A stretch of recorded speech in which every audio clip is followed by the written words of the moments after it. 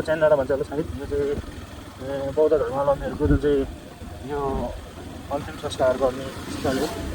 अनि फेरि अहिले यस्तो छ देउरालीको बारेमा राम्रोसँग देउराली पुगेर म फर्कने छु। म चाहिँ अब माथितिर जानु हुन्छ। माथि जब माथि त्यति चिसो हामीले महसुस गरिरहेका छौँ।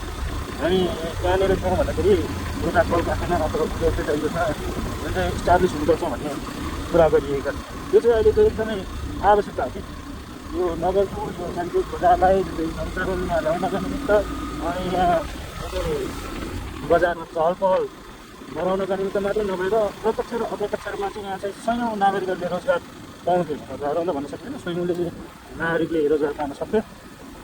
त्यसले गर्दाखेरि चाहिँ जस्तो कि हाम्रो सानो सानो उद्योगहरू जस्तो कि केही महिना अगाडि जुन चाहिँ पेसार उद्योग र साबुन उद्योग खोलेको थियो, त्यस्तै हाम्रो यहाँनिर साबुन उद्योग हामी चलाउन सक्ने जो चाहिँ क्षमता चाहिँ नगरको अगुवाईमा या कुनै न कुनै उद्योगलाई चलाउन दियो भने यहाँनिर त्यस्तो उद्योग पनि चल्न सक्छ। अनि त्यसै गरी तपाईँको डेली जीवनमा प्रयोग हुनेहरू के हुनसक्छ भन्दा साबुन भयो होइन। अनि अर्को जस्तै यहाँनिर धेरै किवी पनि हुन्छ जग्गातिर। किवीको उत्पादन हुन्छ। किवीबाट निर्मित जुसहरू जुस फ्याक्ट्रीहरू जुन चाहिँ बनाउन सकियो भने, प्रशोधन गर्न सकियो भने किवी मात्रै नभएर जुन चाहिँ यो खुर्पानी आरू जस्ता चाहिँ धेरै यहाँ फलफुलहरू सुन्तलाहरू चाहिँ अत्याधिक मात्रामा उत्पादन हुने ठाउँ र एउटै फ्याक्ट्रीबाट चाहिँ विभिन्न थरीका जुसहरू उत्पादन गर्न सकिन्छ कि भन्ने जुन हाम्रो बुझाइरहेको छ।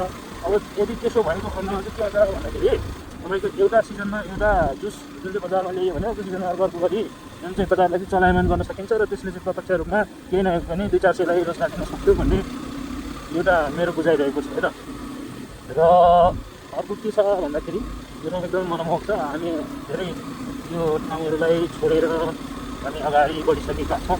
Already more advocate. सो यहाँबाट चाहिँ अब तपाईँको जुन चाहिँ राम्रो सुन्दर दृश्यहरू देखिन्छ थोरै भए पनि त्यो भागमा। र यहाँनिर अहिले पसल रहेछ है। अनि यहाँनिर मान्छेहरू यसरी यो ठाउँमा चाहिँ आउने जाने गर्दछन्। जस रमाइलो छ। यहाँनिर यो ठाउँमा पसल थिएन, अहिले पसल थालिएको रहेछ। मान्छेहरू जतासुकै भाकाभरि वरिपरि जतासुकै देखिन सकिन्छ। You can see a lot of people, girls and boys everywhere in the jungle. Okay, so that's the beauty of tourism. Tourism पनि यहाँ कस्तो हुनसक्छ यसलाई अलि राम्रोसँग प्रमोट गरियो भने होइन। अब दोलखा त पर्यटकको जुन चाहिँ केन्द्र बन्न सक्छ कि यदि यसलाई अलिकति प्रमोट गरियो भने। जस्तो we have the Sailung, okay, 100 hills of mountain भनेर पनि भनिन्छ। एन्ड वी हेभ कालिम्पोङ जुन चाहिँ रिलिजियस जुन चाहिँ आस्था विरुद्धमा चाहिँ यो चाहिँ one of the best destination पनि भन्ने गरिन्छ है। त्यसमा we have Tsho Rolpa, Jiri, okay, Switzerland पनि भनिन्छ है। स्विजरल्यान्ड अफ नेपाल पनि भनिन्छ होइन। सेकेन्ड स्विजरल्यान्ड पनि भन्ने गरिन्छ। Same like that we have many trekking places है। धेरै ट्रेकिङ प्लेसेसहरू पनि छ हामीसँग। अब तत्कालैमा यहाँनिर फिल्म सिटी पनि छ, तर यसलाई प्रमोट चाहिँ गरिएको छैन है त। प्रमोट गरिएको छैन। हामीसँग धेरै पोखरीहरू पनि छन् रे, तर म चाहिँ विशेष गरी चाहिँ ती पोखरीहरूसम्म चाहिँ पुग्न सकेको छैन अहिलेसम्म। सो त्यति नै छ, खासै केही छैन। म ठ्याक्कै यहाँ देउराली आइपुगेको छु। अब यहाँनिर एकजना साथी रहेछ क्या। अब म यहाँबाट भनेको तर होइन रहेछ होइन रहेछ त्यसैको देउराली मान्छेहरू यसो गर्मी मौसममा यसो हावा खान आउँछन् होइन। राम्रै छ जस देउराली अर्थात् घरबाट देउराली आउन एकदमै रमाइलो नै हुने गर्दछ।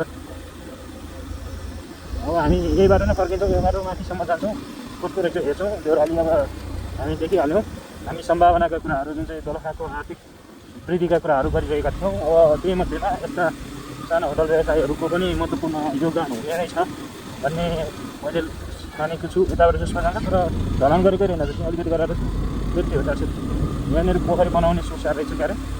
पोखरी बनाउँदा ठिकै पनि हुन्छ, एउटा आकर्षकको स्थल हुनेछ। र यसमा जुन चाहिँ जनावरहरूलाई नहुँदा नै राम्रो हुने होला भन्ने मेरो भनाइ छ। जनावर मतलब यो चाहिँ पोखरी बनाइसकेको छ अहिले यसलाई चाहिँ व्यवस्थित गरिएको खण्डमा राम्रो देखिन्छ होला भन्ने लागेको छ। हामी माथिबाट फर्किहाल्छौँ। कस्तो बाटो बनेको रहेछ यो चाहिँ कालिम्पोङ जाने अन्त त्यो कालिम्पोङ भनेर पनि भनिन्छ। यो ढलान रहेछ यहाँनिर। मान्छेहरू पनि रहेछन् क्यारे। वी डोन्ट नो यहाँ के बन्दै रहेछ। लोक्ता भनिरहेको छ। लोक्ता है, लोक्ता